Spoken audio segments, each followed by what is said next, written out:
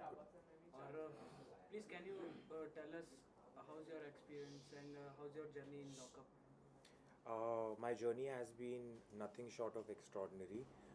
Considering this is my first year in the television industry, in the OTT space, in the reality show space, I think I am truly blessed कि मुझे एकता ने ये मौका दिया, Endemol और Old Balaji ने ये मौका दिया. It's very special. My very first reality show. It's always going to stay with me. और शो के विनर मुनावर के बारे में आपका क्या कहना है? मुनव्वर एक स्पेशल इंसान है. ये शो उसी के नसीब में लिखा था और मैं चाहती थी कि ये शो वही जीते, और जब वो शो जीता तो मुझे लगा कि मैं भी जीत गई. तो शो में एक मोमेंट था जिसमें निशा जी ने आपका काफ़ी साथ दिया था और कर्णवीर को डांटा गया था उस चीज़ के लिए, तो उसके बारे में आपका क्या कहना है? जब भी कोई LGBTQ रिलेटेड टॉपिक शो में आया था, मैंने यही चाहा था कि उस टॉपिक को मैं एक सेंसिटिविटी से, एक डिग्निटी से, एक ग्रेस से सॉल्व करूं, ना कि झगड़ा करके और मुद्दा बना के. लेकिन मुझे ऐसे लगा कि मेरे से ज़्यादा बाकी के जो कैदी थे वो उसका फ़ायदा उठा रहे थे और फुटेज के लिए, दिखने के लिए वो उसका मुद्दा बनाते थे. मेरी कोशिश वो नहीं थी. मैं चाहती थी कि ये जो टॉपिक है उसको सेंसिटिवली हैंडल किया जाए. तो जब निशा ने भी वो टॉपिक पे बात की थी तो मुझे लगा कि तब वो ज़रूरी नहीं था. तो शो से बाहर आने के बाद एक इंटरव्यू में मुनावर ने कहा कि पायल में क्वालिटी नहीं थी जीतने की, तो उसमें आपका क्या कहना है? वो मुनव्वर की सोच है, पर मैं इतना जानती हूँ कि पायल में भी काफ़ी सारी क्वालिटीज़ है जो आ सकते थे और जिसके चलते वो विनर बन सकती थी. लेकिन मैं नहीं चाहती थी कि पायल शो जीते, बिकॉज़ इस शो का विनर एक इंस्पिरेशन होना चाहिए. इस शो का जो विनर है वो एक एग्ज़ाम्पल सेट करना चाहिए.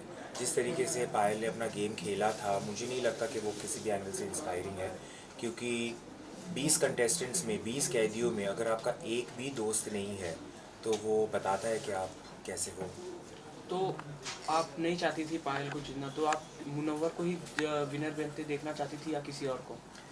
मेरे जो दोस्त बने थे शो में, मुनव्वर, पूनम, अंजलि, मैं इनमें से कोई भी अगर शो जीता तो बहुत खुश होती.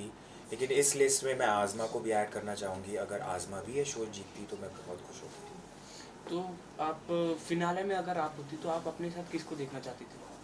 फिनाले में अगर मैं होती तो डेफिनेटली अगर मैं मुनव्वर के सामने जीतती तो ये बहुत मज़ा आता है. तो आप जब वापस अंदर आई तो आपने कहा कि मुनव्वर को आप सपोर्ट करने जा रही हो, तो इस बात में कितनी सच्चाई थी? इस बात में कितनी सच्चाई थी वो तो रिज़ल्ट आपने देख ही लिया है. जिस तरीके से मुझे ट्रोल किया जा रहा था कि मैं शो में खुद के लिए ना जाके किसी और के लिए जा रही हूँ, अगर उस सब का सामना करके भी मैं जो मेरे दिल की बात है वो कर रही थी, goes to show a lot about me. मैं चाहती थी कि मैं जितनी हो सके मेरी दोस्तों की हेल्प करूँ, ना सिर्फ मुनव्वर की बट पूनम की भी. इसलिए जब जो लास्ट अरीना टास्क हुआ था, मैंने ये भी कहा था कि आप प्लीज़ मुझे लॉकआउट कर दो और पूनम को रखो, क्योंकि मेरी लाइफ में मुझे पता है दोस्तों की अहमियत क्या है. और मैं ये भी दिखाना चाहती थी कि रियलिटी शो में कुर्बानी नाम की भी एक चीज़ होनी चाहिए.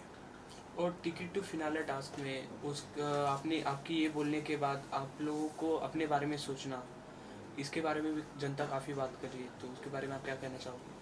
टिकट टू फिनाले का जो ब्रेक का टास्क था वहाँ मैं अंजलि को सपोर्ट कर रही थी, और जो अंजलि ने चाहा मैंने किया.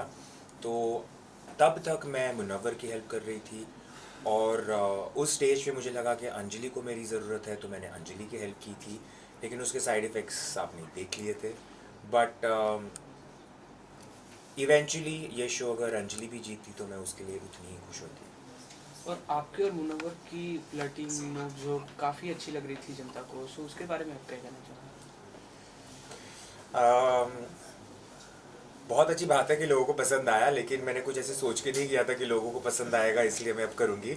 मेरे जो दिल से बातें हो रही थी मैं कर रही थी, और मुनव्वर जिस तरीके से मुझे ट्रीट कर रहा था, जिस तरीके से वो मेरी छेड़खानी करता था, मैंने भी फ़र्स्ट टाइम एक्सपीरियंस किया और मुझे वो बहुत स्पेशल लगा था. जो जिस तरीके से वो मेरी टांग खींचता था, मैंने कभी एक्सपीरियंस नहीं किया था ये सब, तो मेरे रिएक्शंस इसलिए बहुत नेचुरली आ रहे थे.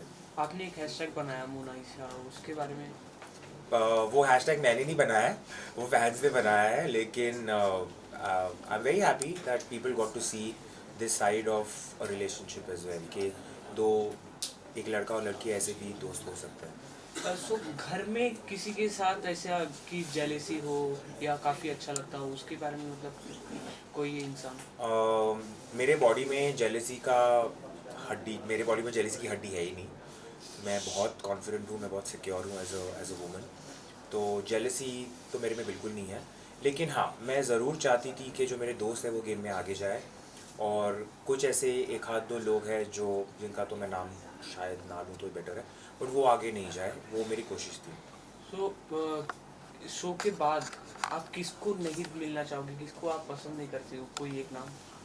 अम, आपको पता है वो नाम क्या है, मैं उस इंसान को इम्पोर्टेंस भी नहीं देना चाहती हूँ।